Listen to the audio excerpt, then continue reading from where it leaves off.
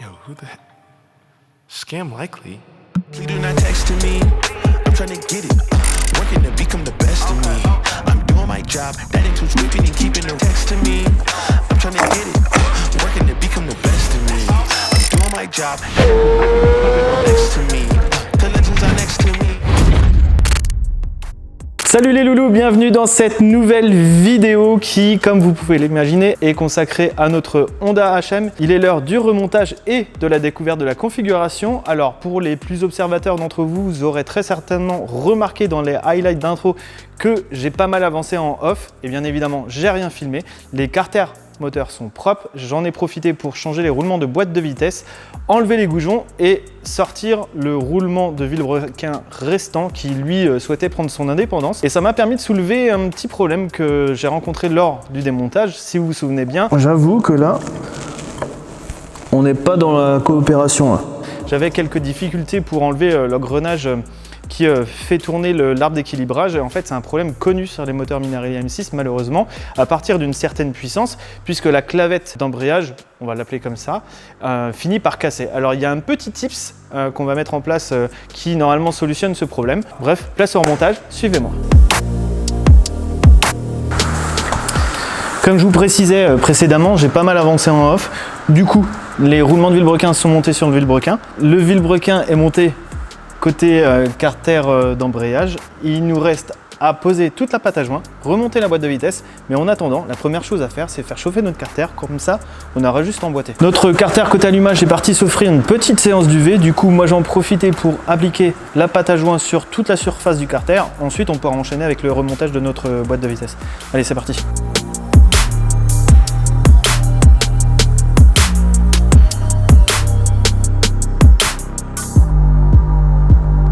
Alors notre pâte à joint est posée. Alors moi c'est ma petite technique, je mets une petite feuille au niveau des masses de vilebrequin, comme ça je peux passer ma pâte à joint tranquille, le vilebrequin reste propre et ensuite on peut enchaîner avec le remontage de notre boîte de vitesse. C'est parti et on commence par du coup notre arbre d'équilibrage, parce que du coup c'est vite fait, bien fait. Et ensuite on va prendre notre arbre primaire de boîte de vitesse, notre arbre secondaire ensemble. On n'oublie pas la fourchette. Et puis c'est parti.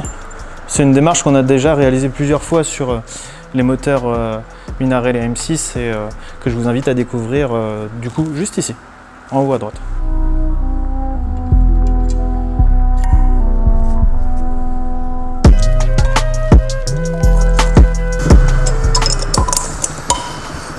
On place nos fourchettes, parfait. On va pouvoir placer notre ressort et notre barillet. Ensuite,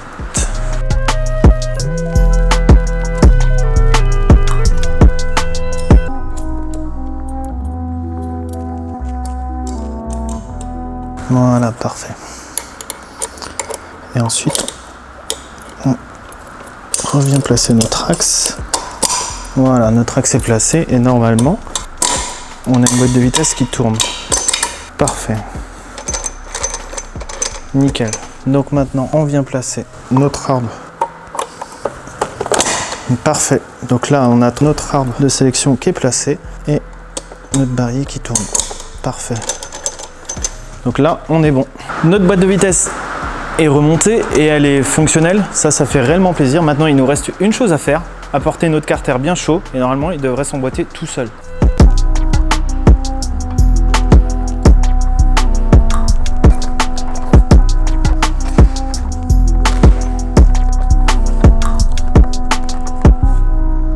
Remontage qui s'effectue dans la plus grande des facilités. Alors moi, j'ai effectivement aidé la fermeture avec les vis. Maintenant, il nous reste une étape fatidique pour savoir si on continue ou si on redémonte. C'est vérifier que le passage des vitesses s'effectue correctement. Alors pour ça, on vient prendre notre sélecteur, on vient faire tourner notre boîte de vitesse. Là, on a la première, donc tout va bien. Et maintenant, on va remonter. Donc là, théoriquement au second, troisième, quatrième, cinquième, sixième. Ah non, j'avais un faux point mort. Ok, merci la boîte à M6. Et donc là, on est bien. Donc notre sixième, elle est enclenchée. Et là, on peut redescendre. Et ça veut surtout dire qu'on peut continuer, passer au serrage final, au couple. Et puis enchaîner avec le remontage des différents éléments. Et là, on peut redescendre. Hop là. C'est pas mal. Ok, là, on est en première. Et là, on est au point mort. Ok, super. J'enchaîne avec le serrage au couple de mes vis et c'est parti.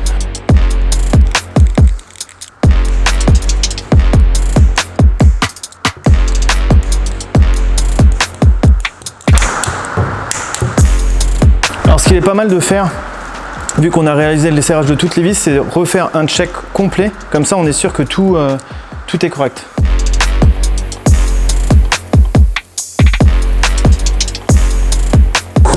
Ok, super. Donc là, tout est bon. Maintenant, ce qu'il vous reste à faire, c'est centrer votre vilebrequin. Nous, c'est fait et on a de la chance, ça tourne librement. Sinon, vous tapotez sur les vis gentiment avec votre embout et un maillet et ça va se faire tranquillement. Nous, on enchaîne avec la suite. Je vais enchaîner avec le montage de nos joints spi. Pour ça, c'est relativement simple. Il vous faut tout simplement un porte-outil ou une douille pour enfoncer vos joints spi, de la graisse pour les graisser au préalable. Et nous, on va débuter par le joint spi de vilebrequin, tout simplement. Donc, on graisse extérieur pour l'emboîter, intérieur également. Et puis ça va le faire. Parfait. Alors, on prend notre porte-outil, un petit coup de maillet pour l'aider. Parfait.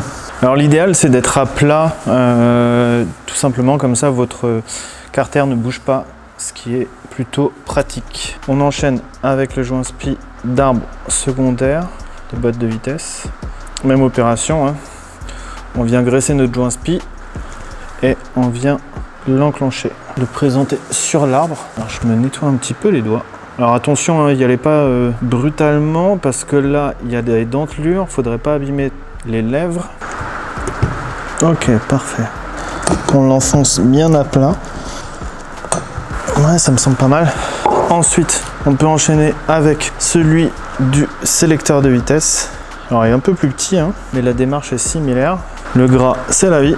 Et ensuite, on le présente gentiment. Voilà.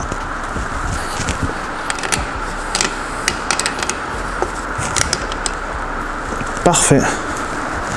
Et normalement, avec cette technique de graisse, ça s'enfile tout seul. On va enchaîner avec celui qui va nous servir pour l'étanchéité de notre biellette d'embrayage. Même opération, hein. Ok, parfait. Et maintenant, le plus important, le dernier, mais pas des moindres, celui du vilebrequin côté embrayage. Alors, il se compose d'un petit joint torique que vous graissez également. Ensuite, vous le présentez sur votre soie. Alors, avec la graisse, ça va être un peu plus délicat, mais ça va se faire. Voilà. Comme ceci.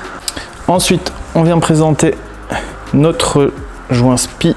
Donc, on le graisse toujours au préalable. Et voilà. On vient appuyer gentiment dessus. Voilà, comme ceci. Et ensuite, on vient placer notre bague. Alors attention, un chanfrein a un sens qui garantit l'étanchéité. Le chanfrein va vers votre vilebrequin tout simplement. Parfait. Et on a un vilebrequin qui tourne. Il faut que les joints se rôdent, hein. On a un peu plus de rigidité, on a moins de liberté dans le mouvement, mais voilà, il n'est pas bloqué non plus, donc voilà, parfait. On peut enchaîner avec la suite. On va profiter d'être du côté embrayage pour remonter notre pignonnerie. Alors, la petite astuce, c'est de tout dégraisser et ensuite de tout coller. Alors, on va utiliser pour ça de la loctite, alors à utiliser avec parcimonie, qu'on vient placer dans notre emplacement. Ok. On vient placer notre clavette dans son emplacement également. Voilà. Comme ceci. Moi, j'aimerais bien qu'elle vienne embuter. Parfait. C'est ce que l'on souhaite. Et ensuite, on vient faire la même chose ici. Parfait. Et là, on vient placer notre pignon. Parfait. Donc là, nous sommes bons. Ensuite, idéalement, on va faire la même chose ici. Un petit peu de colle. On vient le placer.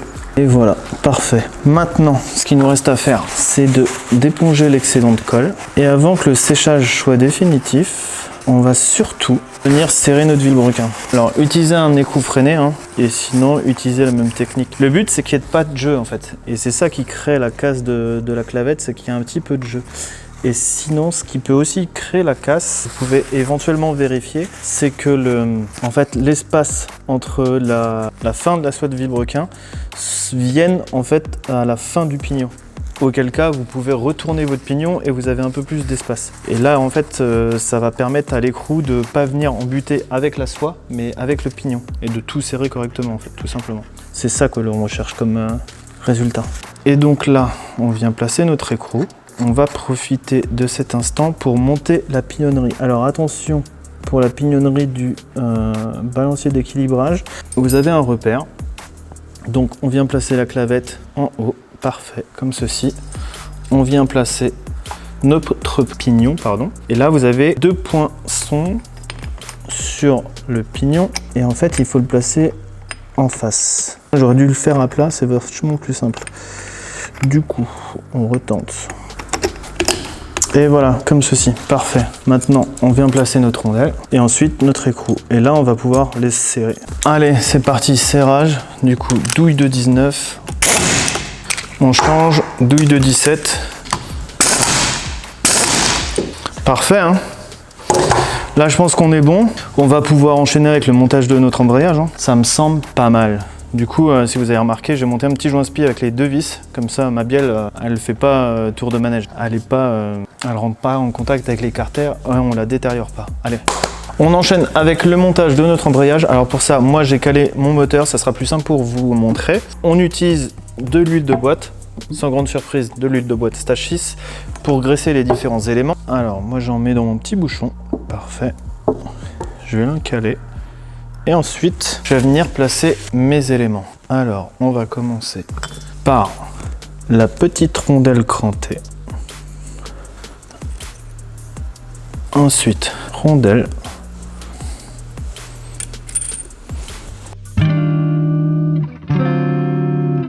Allez, on enchaîne avec le montage de nos disques d'embrayage. Rien de très complexe. On vient placer un disque garni, un disque lisse, un disque garni, ainsi de suite. C'est assez répétitif, assez rapide.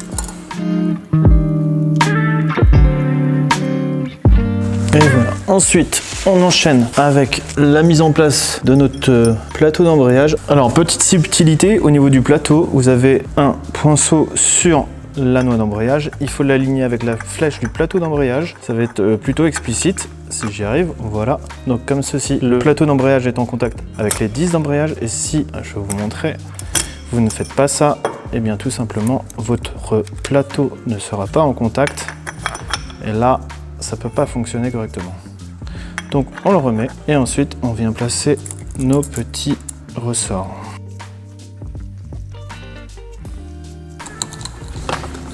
On muscle un petit peu le poignet, ça fait pas de mal. Ça se fait plutôt bien. Après, il n'y a pas de grande complexité, hein. Puis vous savez, hein, depuis le temps, comment on monte un embrayage.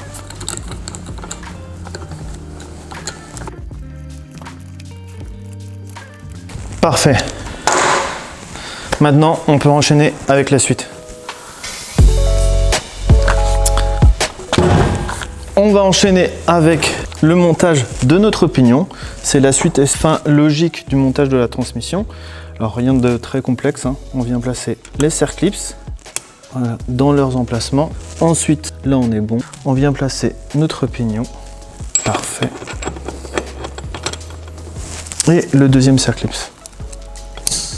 Parfait. Ce qu'il nous reste à faire, c'est monter la biellette. Alors on vient la lubrifier aussi. Je pense que vous l'aurez compris, hein, je garde le cylindre pour la fin. Là, on va enchaîner avec le montage de notre admission. On va remonter ce qui était déjà monté sur notre HM, à savoir une cale de 10 mm. Alors, on va utiliser un petit peu de pâte à joint sur le dessus et sur le dessous pour assurer l'étanchéité. Parfait. Ensuite, on fait ça proprement. On nettoie l'excédent extérieur par la suite. Je vais simplement m'occuper de l'intérieur. on vient placer notre cale. Parfait. Ensuite, notre boîte à clapper Stachys Vuitton. Parfait. Et notre cale d'admission Stachys RT High Flow. Et c'est pareil, on vient appliquer un petit filet de pâte à joint pour assurer l'étanchéité. Faites bien attention de bien axer votre bague interne et ensuite tout sera ok. Alors, hop. Et la dernière vis, sans oublier la bride de cap d'embrayage et après on est bon. Ensuite on vient caler l'ensemble et une fois que c'est calé, on peut venir serrer.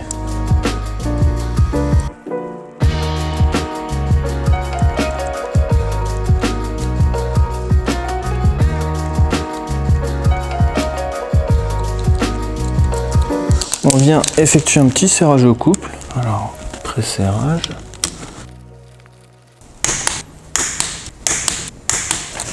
Ok, parfait. Ce qui veut dire qu'on peut passer à la suite, au moment fatidique, au moment que vous attendez tous. Et j'avoue que moi aussi je l'attends, parce que j'ai quand même hâte de vous présenter ce qu'on va monter ici, là, devant. Le cylindre, quoi. Les loulous, si vous nous suivez sur les réseaux, vous savez qu'on souhaite faire évoluer cette Honda HM. Alors c'est quelque chose qu'on avait en tête depuis un petit moment, qu'on vous a teasé assez récemment sur YouTube. Il y avait 3 alternatives possibles. La première, faire évoluer et optimiser la configuration actuelle, à savoir un Stachys Big Racing 88cc. La deuxième, monter un produit qu'on vous a récemment proposé au catalogue et qui est récemment disponible, c'est le Stachys RT 70cc pour Minarelli AM6. Et la troisième, mais c'était une possibilité vraiment exceptionnelle, c'était monter un Stachys RT 100cc FLR. Alors effectivement, c'est la configuration qui nous fait tous rêver. Mais voilà, il y a une opportunité qui nous est offerte par Stachys et on les remercie par avance. C'est quelque chose qui, j'en suis certain, va vous faire rêver. Et moi, me fait rêver, ça c'est sûr et certain. C'est full prototype. Pour information, parce que vous n'avez pas vraiment l'information jusqu'à présent, on a monté un Vilebrequin prototype, course 44, bielle de 90. Et est-ce que vous avez déjà une petite idée de ce qu'on va monter dessus? Je vais vous le chercher. Alors quand je vous parle de proto et d'exclu, là on est dans l'exclu et le prototype total, 200% quoi. Je suis trop fan. Du coup, nous allons ensemble monter un Stachys RT 95cc sur Minarelli AM6. Alors c'est un produit qui devrait être très prochainement proposé à la vente. On monte ce moteur pour finaliser les tests et pour avoir différents résultats. Alors pour les données, à savoir qu'on a déjà travaillé de notre côté en off sur en fait les données, sur toute la métrologie. On va avoir un switch de 0,7. On va avoir un diagramme d'échappement à 196 et un diagramme de port A à 133. Donc du coup, on est juste parfait. Et on a un jeu à la coupe de 0,35, ce qui sera aussi parfait. Du coup, moi j'ai voilà, qu'une seule chose à vous dire et j'ai vraiment hâte, c'est monter ce moteur. Allez, go, suivez-moi.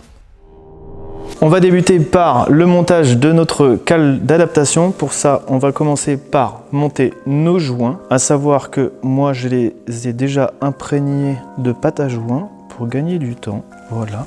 On vient placer notre cale. On vient placer nos vis. Bon, j'espère que cette config vous enflamme quand même. Dans tous les cas, moi, je suis méga excité.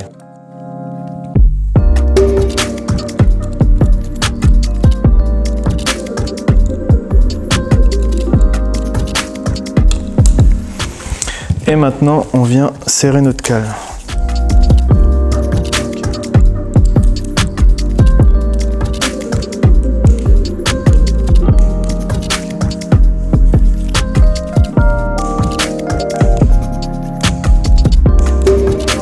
Parfait. Comme ça, tout est propre. Je vais enchaîner avec le montage de notre piston. Pour ça, il nous faut de l'huile afin de graisser les différents éléments, lubrifier du moins. Hop, parfait. Alors, je lubrifie ma petite cage à aiguille. J'ai déjà mis un peu d'huile dans le bas moteur, ça fait pas de mal. Ensuite, on vient placer notre axe et notre piston. Alors, le Cerclipse côté embrayage est déjà monté et le segment également. Ok, parfait. Et maintenant, il nous reste à insérer notre Cerclipse. Simplement. Je regarde simplement la position de celui-ci. J'aime bien les mettre de la même manière, Du moins de la même position.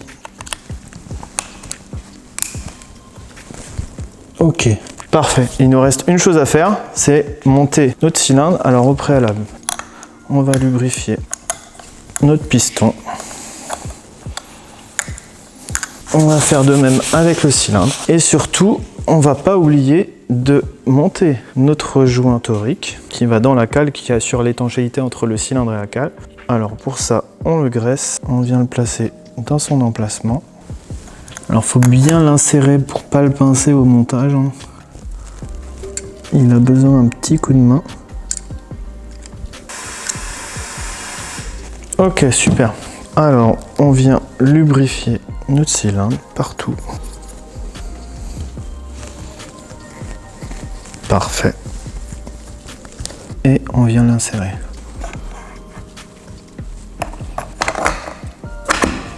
Paf.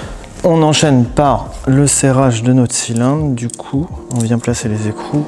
Parfait. Et on vient serrer. Ok. Ok. On enchaîne avec le montage de nos joints toriques pour assurer l'étanchéité du coup de notre culasse et couvre-culasse. On commence par l'extérieur.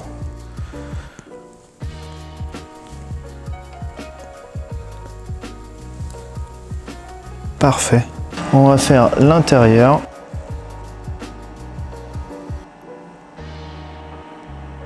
Parfait. On vient placer notre plot.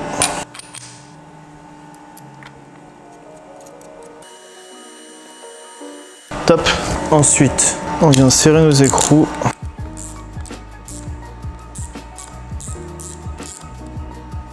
Un petit serrage au couple. Ok, parfait.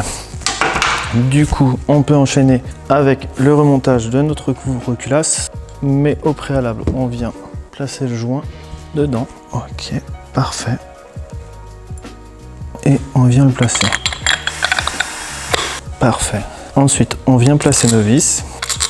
Alors attention, vous avez une vis qui est dédiée à la purge et sur laquelle il faut tout simplement mettre la petite rondelle en cuivre. Et une fois que ça c'est fait, on peut venir serrer.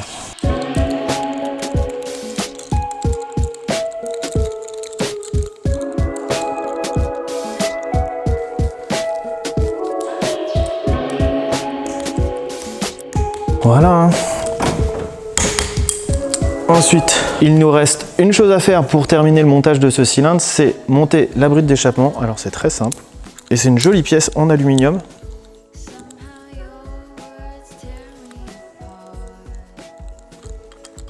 Bref, tout est raccord, ça fait plaisir.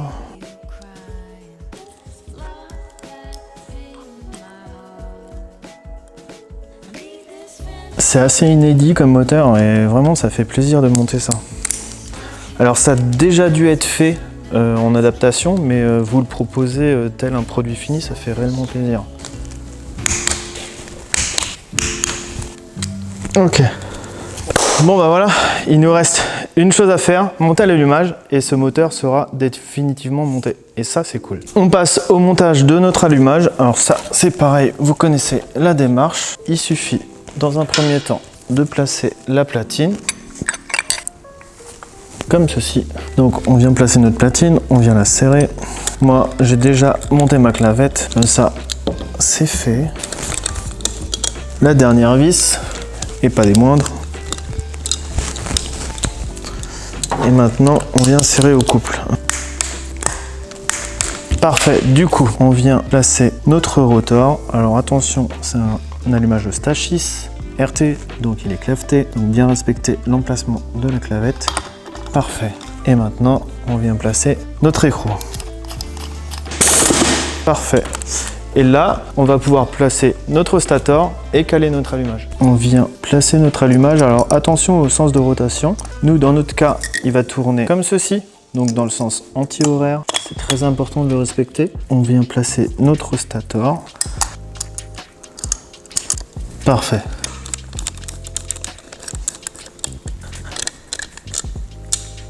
Ok, donc maintenant on vient monter notre porte-outils, on vient desserrer et on vient monter notre comparateur. Donc mon point mort haut est juste ici, théoriquement. Parfait. Et nous, on veut 3,6 mm avant le point mort haut. Donc on va faire un retour en arrière. 1, 2, 3,1, 2, 3, 4, 5, 6. Donc là, on a notre calage à respecter. Je vais venir desserrer mon stator et venir le présenter devant notre repère. Nous sommes pas mal. Donc on vient le serrer. Parfait. Voilà, notre moteur est monté, ça fait réellement plaisir. Alors, j'ai vraiment hâte de lire vos commentaires, vos réactions face à cette configuration. J'ai aussi hâte de voir les premiers tests, voir ce que ça donne en conditions réelles et puis surtout de le remonter sur la HM et d'aller essayer ça. Et j'espère que Gaëtan sera de la partie. J'espère que cette vidéo vous aura plu. Vous savez que vous pouvez nous retrouver sur tous les réseaux, à savoir Facebook, Instagram, TikTok, YouTube. Pensez à vous abonner et activer la clochette, ça fait toujours plaisir. Et encore un grand merci parce que vous êtes de plus en plus nombreux à nous soutenir et à nous rejoindre. Ça fait réellement plaisir. Vous avez explosé les compteurs les derniers temps. Vraiment un grand merci du fond du cœur. Moi, je vais du coup profiter de quelques instants de liberté et de tranquillité et on se retrouve très prochainement. J'imagine qu'il va en être de même pour vous.